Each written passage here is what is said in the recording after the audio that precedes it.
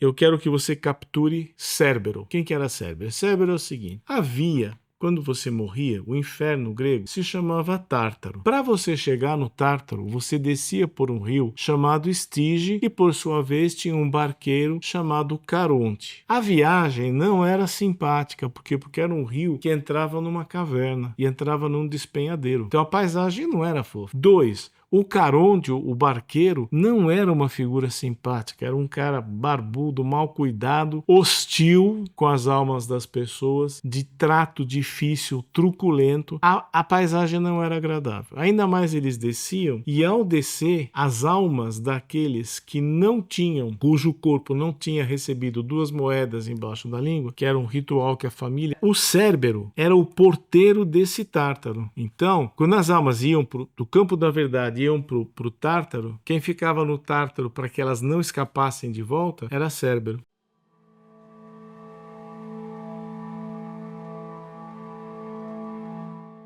Olá, tudo bem? Muito obrigado por se juntar a nós nesse nosso novo vídeo, em que hoje nós estaremos fechando, né, um ciclo aí dos 12 trabalhos de Hércules. Hoje é o 12º trabalho, então nós cumprimos aí o prometido, fizemos os nossos 12 trabalhos e teremos mais um vídeo ainda em que nós vamos percorrer algumas das regiões em que os trabalhos se deram, porque diferentemente do que se imagina, muitos desses locais estão aí até hoje. Então eles podem ser vistos, eles podem ser fotografados. Alguns estão absolutamente esquecidos e são inexpressivos, outros são pontos turísticos, para dar uma ideia. Então, nós vamos no final aí na brincadeira, para esse último derradeiro vídeo, eu vou recomendar que você assista os anteriores, ou então leia os 12 trabalhos, né? Para poder curtir um pouco aonde foi que se imaginou que aquelas peripécias se passaram, né? Antes da gente entrar propriamente dito no nosso vídeo de hoje, que é a captura do cão dos infernos, ou seja, o cão Cérbero. Não é cérebro, é Cérbero. Antes da gente entrar propriamente dito no nosso conteúdo, eu iria pedir a você aquilo que o pessoal no YouTube tem pedido ultimamente, que é assim, que você dê curta, compartilhe ou comente os célebres 3 Cs. Isso fortalece muito o nosso algoritmo, e também no decorrer do nosso vídeo vai aparecer um QR Code e uma chave Pix, por onde você pode colaborar com a gente se você gosta do nosso conteúdo. Mas ainda também tem na descrição, você tem o link para a aquisição desse meu livro, que é o livro de Mindfulness, é o primeiro. Já tem mais livros aí a caminho, mas esse daqui foi o que inaugurou o tema Mindfulness, de minha autoria, e a experiência brasileira de alguns casos no Mindfulness, tá? Então, isto dito, vale lembrar que se você assistiu esse vídeo, gostou, achou bacana, você pode se inscrever no nosso canal, e lá você terá acesso gratuito a todos os vídeos que nós já publicamos. É um acervo bastante grande, com temas variados, que tem denominador comum, inspirações para o nosso bem-estar psicológico, para nós levarmos uma vida mais produtiva e mais gratificante, tá? Ok, então, muito obrigado, isto colocado. Então agora nós vamos aí para o conteúdo do nosso vídeo propriamente dito. Hoje nós vamos falar um pouco sobre o trabalho mais bizarro que o Hércules recebeu, que foi o seguinte: o primo dele, lembra que o primo dele havia tido a incumbência de impor 12 trabalhos para ele. Se ele conseguisse cumprir os 12 trabalhos, ele estava espiado com X, né? Ele estava perdoado pelos crimes que ele cometera. Você quer saber qual foi o crime tão abominável que produziu esse tipo de castigo? Você pode dar uma entrada lá e se inscrever no canal e assiste ali desde o começo. Você vai ver uma coisa muito, muito interessante. No nosso ponto que nós estamos, o Hércules já estava há 8 anos. Ele estava no 9º ano, a serviço do primo Euristeu, que foi incumbido de gerenciar, de administrar a punição para ele. Durante esses 8 anos, o primo colocou 11 tarefas que beiravam o impossível, seja porque eram muito trabalhosas, seja porque envolvia a quebra de pactos e de tratados, seja o que fosse, né? O começo eram trabalhos que envolviam basicamente força e astúcia, e à medida que os trabalhos vão evoluindo, eles vão se tornando cada vez mais sofisticados.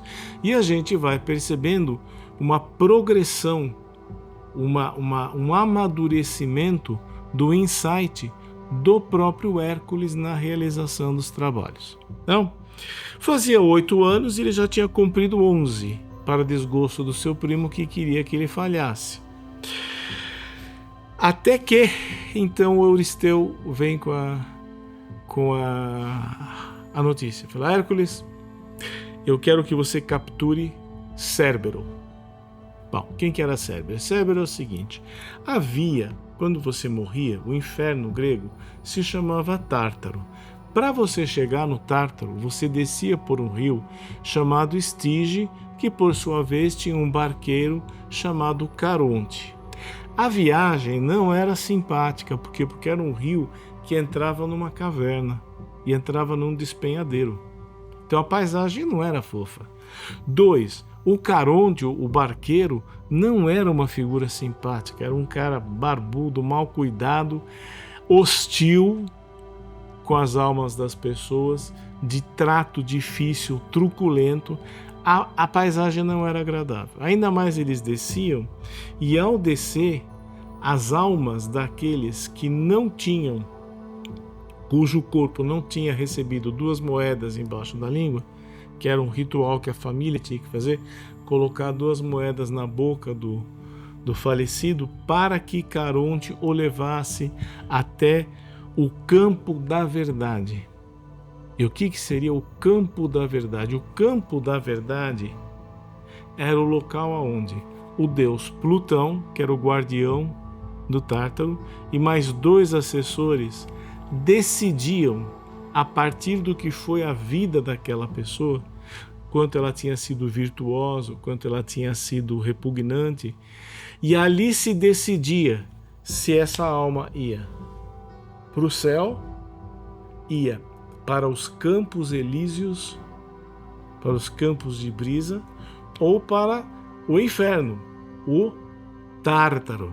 Vamos lembrar que Tártaro, no nosso caso, não é nem o molho, vocês conhecem o molho tártaro, né? E nem é aquela crostinha que fica no dente, né? Eu tenho. Meu dentista, os dentistas sempre disseram assim: você tem bastante tártaro, né? Eu não sei para que serve, sei que tem que tirar. Mas o tártaro aqui não era nem a crostinha do dente e nem o molho do x-salada. Era o inferno propriamente dito, tá? É uma história que lembra muito assim o que veio a ser a ideia do céu, do inferno e do purgatório no mundo cristão, né? O paralelo é bem curioso mesmo. Bem, esse então era isso que acontecia com as nossas almas quando a gente morria. Hércules tinha que entrar nesse encantador percurso. E aí o que ele fez? Ele já estava mais do que tarimbado de conhecer a sua limitação humana e do descabido da missão que foi dada para ele. O que ele fez? Ele já imediatamente virou-se para Júpiter ou Zeus e falou assim: Pai, e aí ele chama Júpiter de Pai. Pai, você que desceu do Olimpo para se unir a uma mortal, você que queria que eu livrasse o mundo de seus flagelos, vai me abandonar desta vez? Então, aqui você tem o quê? De uma passagem de que Hércules foi fruto de uma aventura. Assistam o primeiro vídeo, entra no canal. Hércules foi simplesmente o fruto de uma pulada de cerca de Zeus com a esposa de Anfitrião, Alquimene. Aqui a gente vê uma outra coisa, a gente vê que o Zeus tinha uma intenção e gerar um filho que pudesse vir lidar com os flagelos do mundo. E isso já tinha aparecido no Hércules numa missão atrás. Ele falou, realmente, acho que foi nos pássaros do lago Stínfalo, obrigado, do lago Stínfalo, que ele falou, eu estou aqui cumprindo a minha tabela, mas em compensação o mundo está sendo livrado de certas injustiças e certas coisas que funcionam mal. E aqui ele usa isso. Ele fala, eu já entendi a minha missão, mas agora com tudo isso, com todo esse trabalho que o senhor teve, desceu do Olimpo, engravidou minha mãe Alquimene, eu vim a saber disso depois, passei todas essas... A essa altura, o senhor vai me deixar agora, nesse momento? E aí veio o quê? Veio um trovão do céu. E apareceu quem? Apareceu Mercúrio. Mercúrio é aquele, lembra aquele deus que tem asinha no calcanhar? É o mensageiro dos deuses, ele é rápido, ele voa. Então ele falou, vem cá que eu vou te ajudar. Pegou o cara, o Hércules, e levou até o rio Estige, levou ele até o local, desceu com ele, então eu vou com você até o barqueiro Caronte. A partir dali é com você. Você se vira. Hércules falou, tá bom. Tá justo, tá de bom tamanho, porque ele nem sabia chegar no tal do rio Estige. Bom,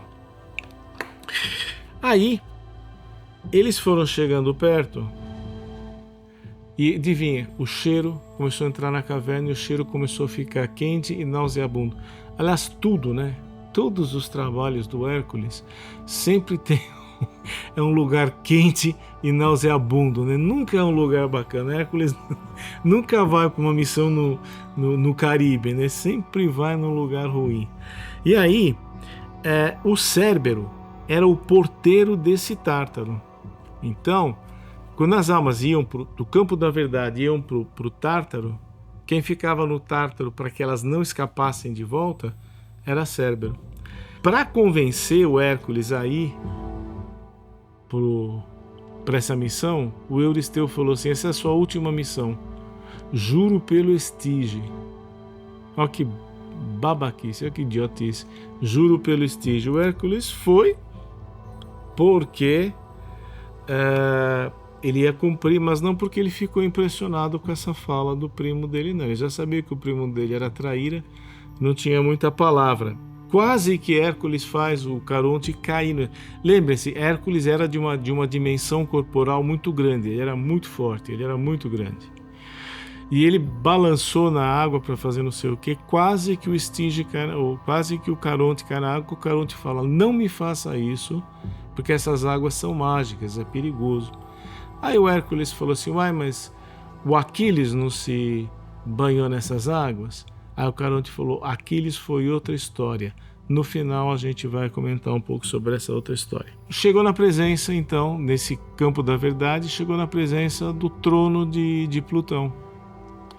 E Plutão falou assim, não, você está de brincadeira, você vai querer levar embora Cérbero? Você está de brincadeira comigo, você vai querer levar o guardião que eu tenho? Eu disse, então eu vou colocar ele em combate com você. Se você conseguir vencer esse cachorro, você leva ele embora. Senão, ele te estraçalha. Hércules falou, tá legal, tá bom, feito. Aí foi.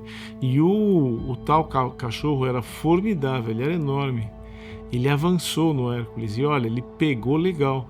É que a sorte é que o Hércules estava usando aquela pele do leão de Nemeia, do primeiro trabalho dele. O cachorro mordeu a pele do leão. Não conseguiu nada. Isso deu pro Hércules uma certa vantagem. E o cão afinou para ele. O cachorro colocou o rabo no meio das pernas, alguma coisa aconteceu que o cachorro foi se refugiar atrás do trono do Plutão. Plutão ficou zangado. Hércules falou, eu tenho que pegá-lo. Foi lá pegá-lo, ele avançou de novo e por fim Hércules começa a enforcar, estrangular o cachorro, ao ponto do cachorro começar a mostrar fraqueza. Só não diz, se estrangulou qual cabeça, porque eram 3, Mas enfim, pegou lá uma, e aí, com o pedido do Plutão, falou: não mata esse cachorro, pode deixar ele é seu. Aí Hércules larga e traz para cima o cachorro.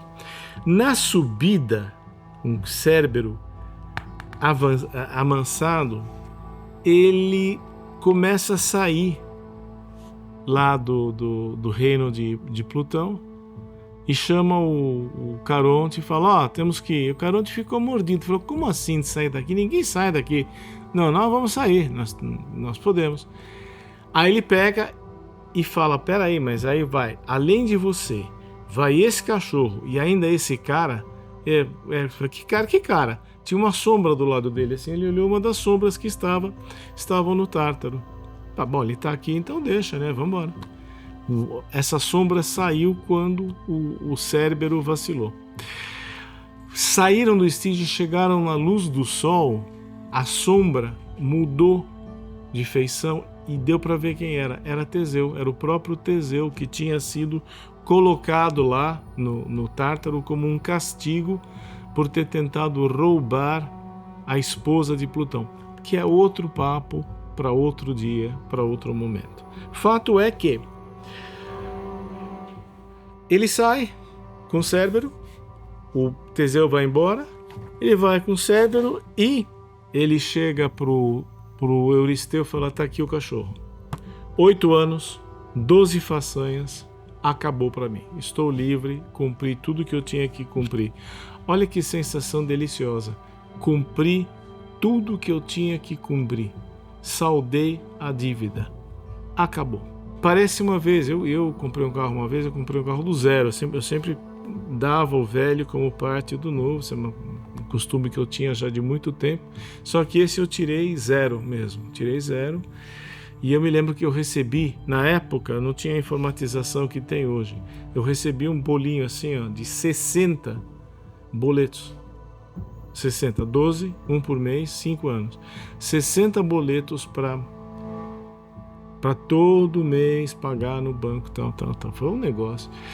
Eu rapidamente comecei a pagar mais de 2, 3, para não passar da data limite e eu atrasar. Então eu estava sempre com alguns meses adiantados, porque se eu passasse do dia 10, pagasse no dia 12, não tinha multa de mora, porque já estava pago há muito tempo. Quando eu terminei, nossa, que alívio. Eu imagino o que deve ter sido pro Hércules esse momento. E aí, Euristeu vira e fala assim para Hércules: Hércules, você conseguiu realizar os 12 trabalhos que eu lhe impus. Você venceu. E olha que bacana a resposta do Hércules. Não, Euristeu, não. Eu não venci. Nesse jogo que parecia nos opor, não passamos de peões, Euristeu, de instrumentos nas mãos dos deuses que se enfrentaram servindo-se de nós. Como um homem pode pretender ser vencedor ou vencido? Olha a maturidade que o Hércules desenvolveu na forma como ele entendia o que ele estava fazendo. Ele estava lá cumprindo 12 trabalhos sob a mão do Euristeu, porque cometeu um crime horrendo no passado. Nada disso mudou, mas a postura interior dele, a atitude dele, quando ele se dirigiu ao pai, quando ele se dirigiu ao principal adversário, ele falou: não. Como um homem pode pretender sem ser vencedor ou vencido? Ele percebeu que não havia competição, não havia rivalidade, não havia concorrência.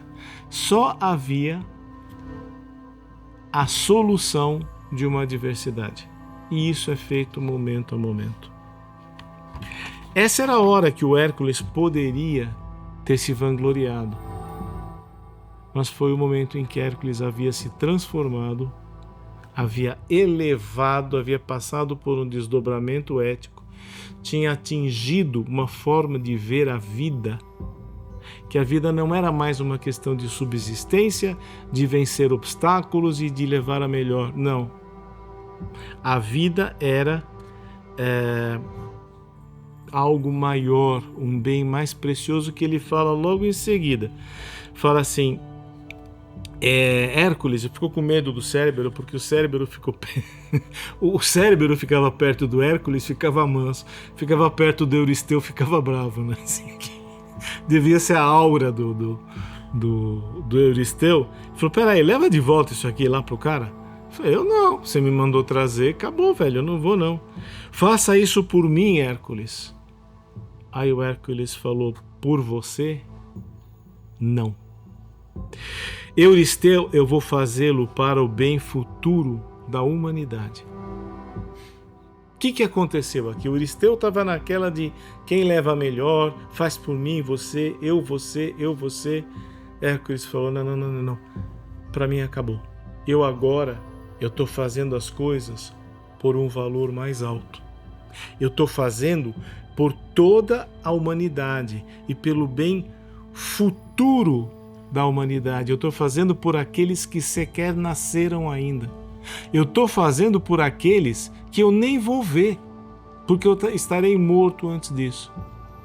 E destes que ele nem vai ver, que nasceriam depois que ele estava morto, estamos nós hoje. Final de 2024, começo de 2025, ele nunca imaginou que nós poderíamos... Claro, eu estou falando como se ele existiu, né? Ele é um mito, né?